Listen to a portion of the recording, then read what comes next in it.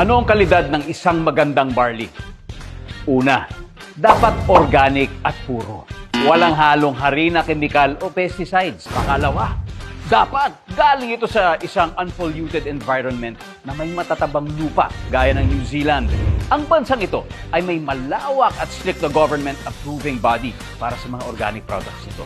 Kaya kung kalidad ang pinag-uusapan, sa New Zealand dapat galing yan. At eto na, pangatlo, siyempre, dapat masarap dahil may stevia tulad ng JC Organic Barley. World-class na ISO certified pa ang plantation ng barley natin. 100% pure and organic, 100% sourced from New Zealand. Mapakla? No tayo dyan, lalo na pagdating sa barley dahil ang tunay na barley, fresh at masarap ang lasa sa unang tingin pala. Choose JC Organic Barley with Stevia.